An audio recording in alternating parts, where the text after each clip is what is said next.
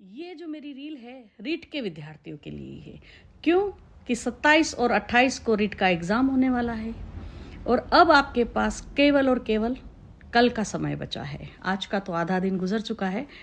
तो युद्ध जो है वो हथियारों से नहीं जीते जाते मेरे बच्चों। युद्ध को जीतने के लिए हमारी रणनीति होनी चाहिए। आपने बहुत अच्छी तैयारी की है, बहुत अच्छी तैयारी की, पर आप जब मैदान में उतरे तो आपको बहुत सारी चीज़ों का ध्यान रखना है। लाइक दिस, आपको प्रश्न को 2 बार पढ़ना है। ऑप्शन को भले ही आपको सही आ रहा है, पहला ही ऑप्शन आपके दिमाग में आ गया कि ये सही है, बट फिर भी चारों ऑप्शन आपको पढ़ने हैं। पहले राउंड में आप वो प्रश्न करेंगे जो आपको अच्छे से आते हैं और उनको करने के बाद आप उन्हें फिल कर लेंगे, क्योंकि फिर उसमें कंफ्यूजन नहीं रहना चाहिए।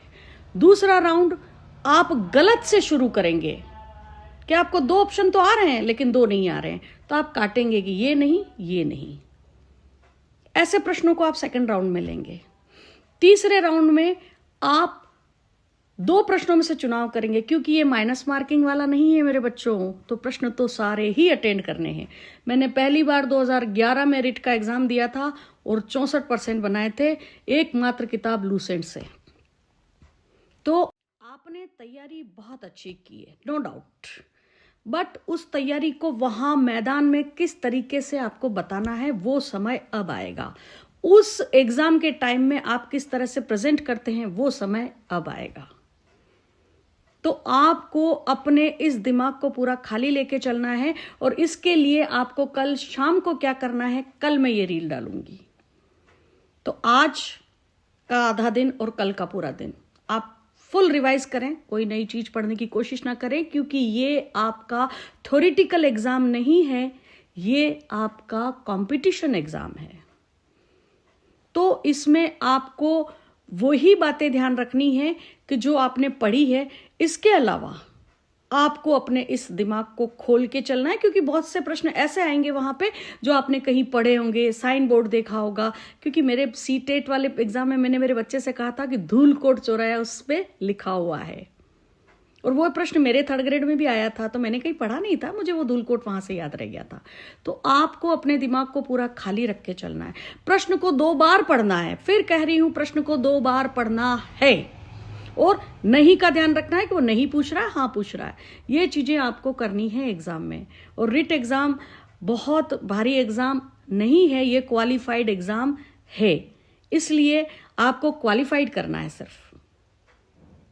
किसी भी युद्ध को आप तब जीत जाते हैं या किसी भी परिस्थिति को आप तब फेस कर जाते हैं जब आपका कॉन्फिडेंस लेवल बहुत अच्छा हो। 50% आप वो युद्ध या वो आप परिस्थिति वहीं जीत जाते हैं जब आपका आत्मविश्वास बहुत अच्छा हो। तो आपको मन में ये लेके चलना है कि yes I can do it, मैं नहीं कर पाऊंगा तो कोई नहीं कर पाएगा। कोई प्रश्न अगर आपको नहीं आ रहा है तो आप परेशान मत होइएगा।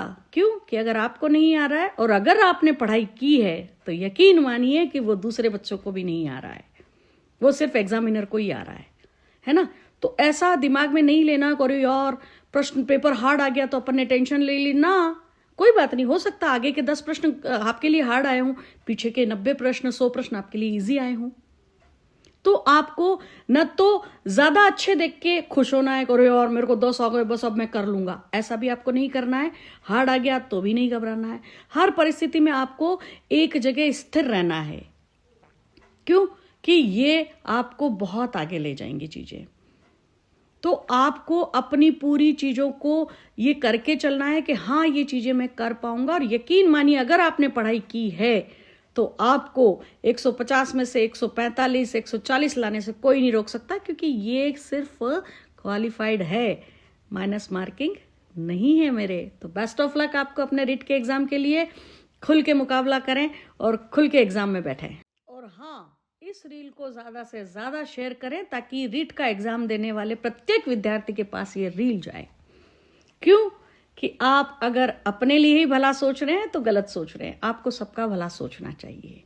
और विद्या ऐसी चीज है कि अपूर्व कोपी कोशोयाम विद्यते तव भारती वयोवृद्धि मायाति क्षय मायाति संचयात। आप किसी भी चीज को ज्ञान लेते हैं तो उसको ज्यादा से ज्यादा लोगों तक पहुंचाने की कोशिश करें, ना कि सिर्फ अपने पास रखें। क्योंकि अगर आपने अपने पास रखी तो वो ख़त्म हो जाएगी, और अगर जितनी लोगों के पास आप पहुंचाएंगे वो आपकी बढ़ती जाएगी। ये मेरी बात को लिख लीजिए कि आपने अगर कुछ याद किया है तो उसे आपको ज़्यादा से ज़्यादा लोगों को बताना है कि मैंने ये पढ़ा है। Thank you so much, dear. Thank you, and again, best of luck for your REIT exam. Thank you.